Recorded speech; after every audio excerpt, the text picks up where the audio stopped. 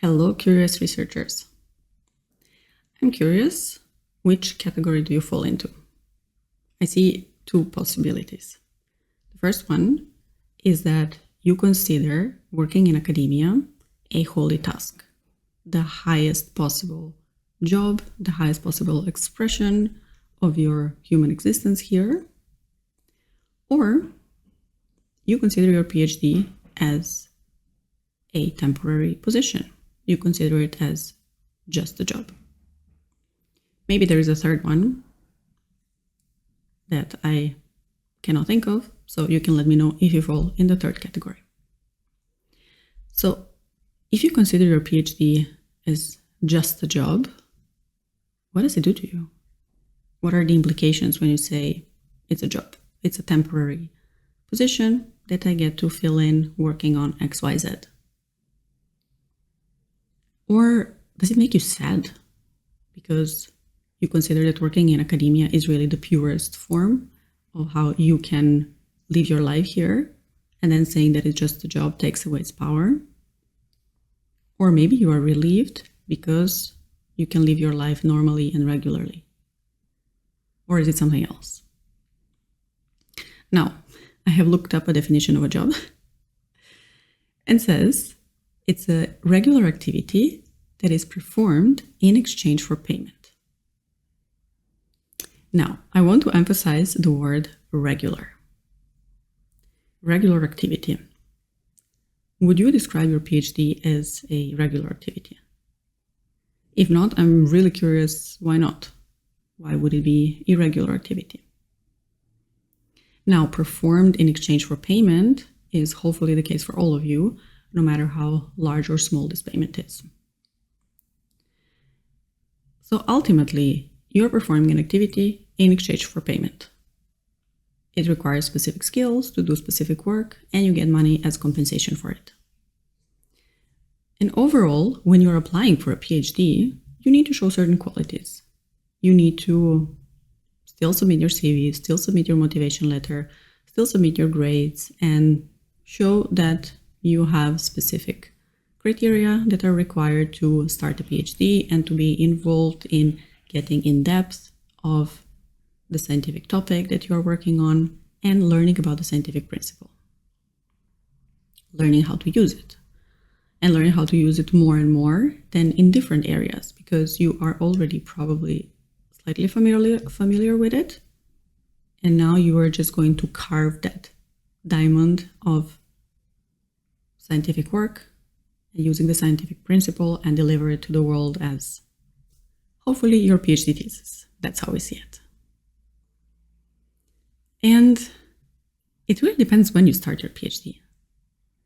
If you finish your studies and then immediately go to work as a PhD, how does this affect you? Like, if this is your case, how did you come to approach it? I can say that for me, this was my case, and I still had this mindset of being a student.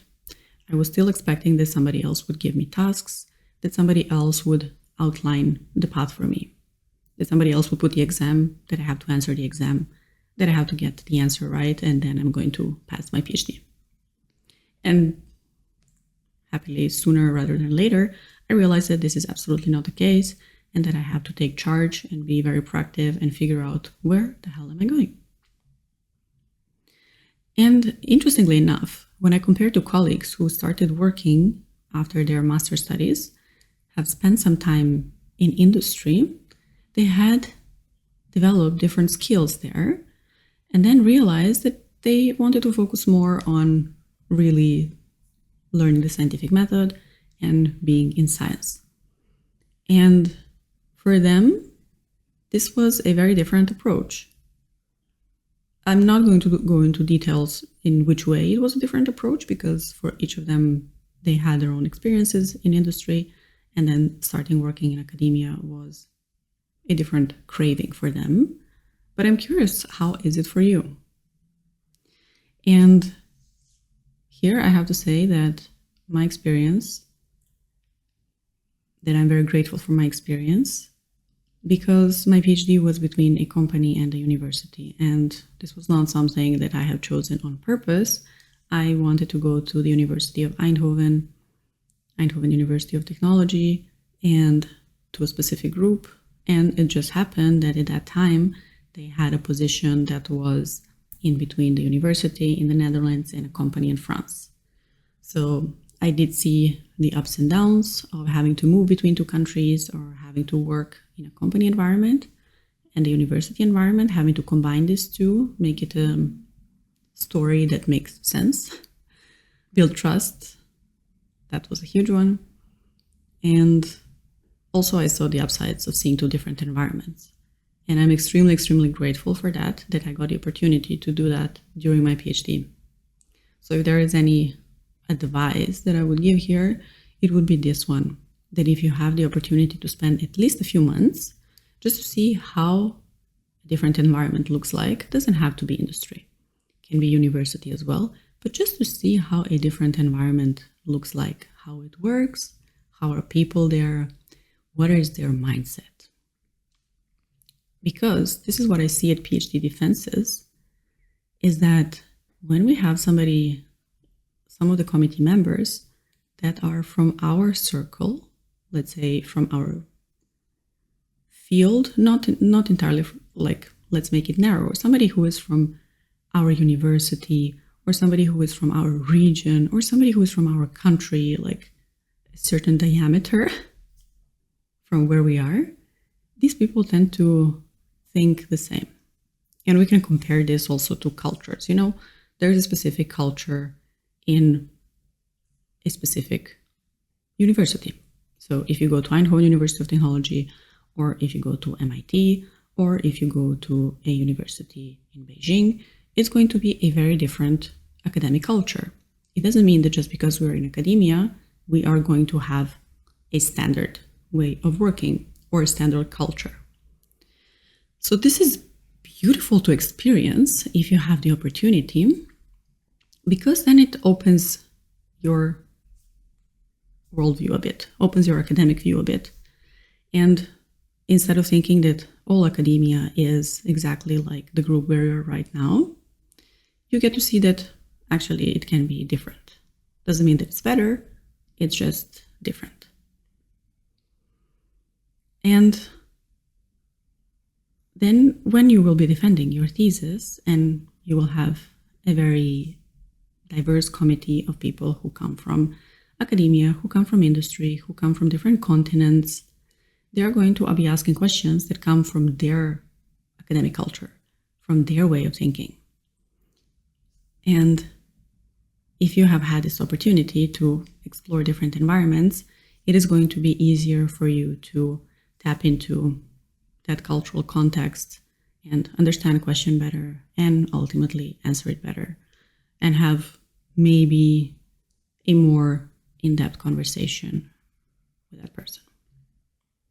Doesn't mean, I'm not saying that this is not possible if you are staying in one environment. I'm just saying that it increases your chances of expanding your horizon.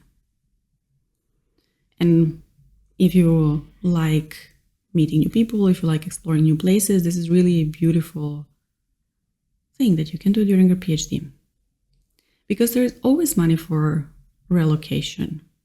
Well, let me correct myself. There is most probably money for relocation. And I do hope that you can agree with your professor to do something like this. This is going to be useful for the group. This is going to be useful for you. You're going to make new connections. You are going to meet new people. You are going to see different environment. And ultimately, you are going to have these connections when it comes to looking for a job.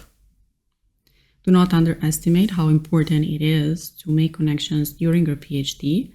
Not only focus on the PhD, and then when we are at the end of it, we are like, okay, lamp on, now I'm looking for a job. You are looking for a job all the time. All the time. You never know who is gonna have a look at this video in 10 years from now and think, oh, you know, this girl knows how to talk in front of a microphone, or doesn't know how to talk in front of a microphone, and will make a decision based on that. So somebody will meet you on a conference and have a good connection with you and will think, it would be nice to work with this person. So if this person ever comes to me, I will do my best to have an interview. And this is not something that you are going to hear, but then checking by going out there and asking for open positions can open many doors if you already have an initial connection. Now, how I see a PhD is that it is a framework where we get to learn about the scientific method that will allow us to put this 3-letter word after our name. And it does not implicitly guarantee that you will be doing research in cutting-edge science, unfortunately, because we have this beautiful and pure idea that we are going to be working on cutting-edge science, we're going to get a Nobel Prize. And let's be honest, we cannot all get a Nobel Prize, nor should we. It's good that we have a variety of people, variety of interests. I'm not the one who is going to get a Nobel Prize, and that's perfectly fine, because there are other interests and there is other contribution that I can bring to people. And also outside of academia. Even though I have my PhD, it doesn't mean that I have to continue doing it. So I do have it. I had my fun doing research, and now I see that I can use my gifts in another way.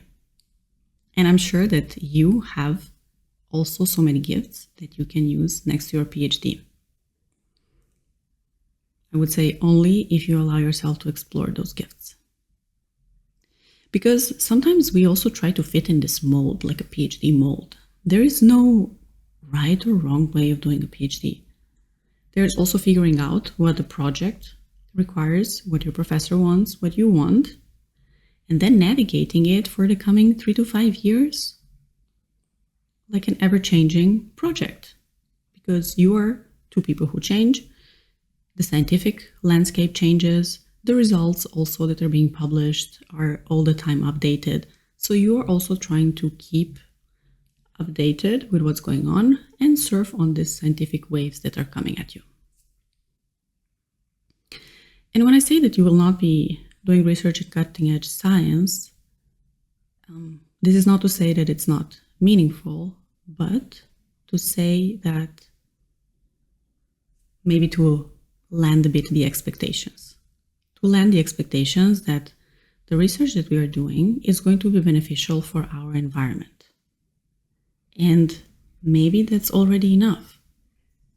Can it be already enough? If you make a small contribution to your environment, not to the whole field, not that you revolutionize the field, can that be enough? And I also want you to look at the people who are working in research in companies. And if you're working in an applied field, it might be difficult to compete with these people sometimes. And I can say this from experience. Why? Because ultimately, in a company, there might be more money to get equipment, to hire people, so to put all the resources that are needed to get to a result. So if we are talking about applied field, we already have application in mind, and we are looking at what are the technologies that can support this so that I really get the application that I wanted. And this is something where companies operate, right? There is also maybe a thin line whether you are gonna publish a paper or make a patent. That is also important to understand. What is the difference? What can be a difference for you? And if you have at your university a possibility to learn about this, this is also super useful. Because it doesn't mean that tomorrow you're going to publish a patent, doesn't mean that you're ever going to publish a patent, but just to understand what it means. And again, so at university, the resources that we put usually on a project are one PhD, usually. So those are all the resources. Let's say we have a lab, we got a project, and the project allows us to buy a tiny piece of equipment or a bigger piece of equipment, but this equipment needs to be installed and figured out while you are doing your PhD. So you are the one probably who's going to figure that out. And it means that during your PhD, you are going to be figuring it out, and the person who comes after you will be able to use it fully ready. So give yourself some grace if this is the case. And be aware that you are the biggest resource in this whole project. There might be more people who are working on it, but ultimately everybody's working on their tiny part. And it is also up to the project leader, whether it's your professor or somebody else, a different institution, to make sure that all these pieces come together. And in academia, sometimes it's difficult because if we have partners who are from other universities, they're doing their thing, we're doing our thing. Maybe we meet once a month, maybe we exchange, but there is no financial drive to actually put this job together, like in a company. Because in a company, if you don't put this job together, you don't have a product. So be mindful that you are the biggest resource that is needed to perform job in this project. And again, I emphasize that it is a job. Because if we look at the company, it's very easy to call it a job when people are project managers or design engineers or field engineers or whatever their position is inside a company. But when we are in academia, we portray PhD as a holy task, as the highest expression of ourselves. And then if we don't live up to that task, we might go down a very, very, very, very sloppy road.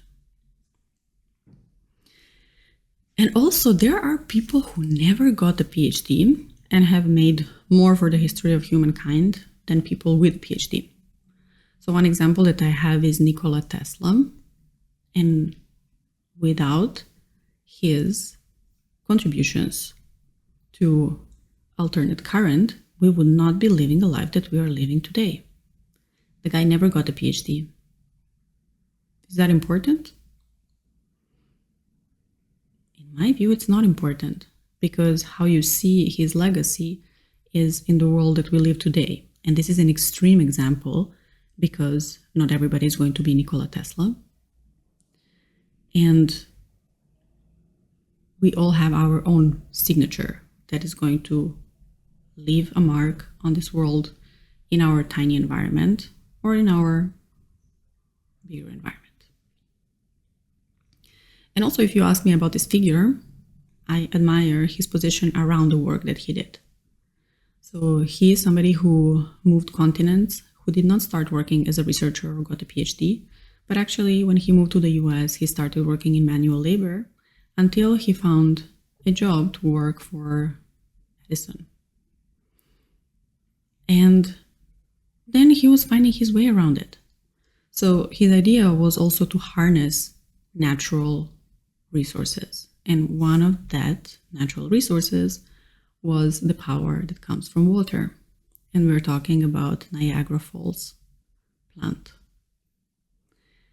So what happened is that there was a lot of money floating around, or lack of money, as it usually goes when you need to install something that is new, that is expensive, that requires a lot of people, materials, so a lot of resources to put into. And maybe I'm going to say this story wrong, but the story that I know is that he was offered a contract where he would earn, let's say, $1 for every kilowatt that the plant on Niagara Falls would produce. This is insane amount of money, especially for that time, especially if we were talking 100 years ago. And the thing is that people did not fully realize how much money this was until the plant was up and running and they realized that there is so much power in there. So what happened is that in the end, Nikola Tesla tore apart this contract and did it for people. He didn't do it for money. He did it for people. He wanted to have the money to install everything, but he didn't want to have money to get crazy rich and just do nothing for the rest of his life. Even if he became crazy rich, which never actually happened, he would continue doing what he was doing. And this is something that you are also bringing to your PhD. It's not about being in academia and feeling that now we are in this holy place. And I believe that there is nothing noble about being accepted to a PhD position. The nobility actually comes from who we are and how we behave in this job. And it is not something that is earned by title. It is not something that is earned just because we are going towards a PhD degree, but it is earned by showing the behavior.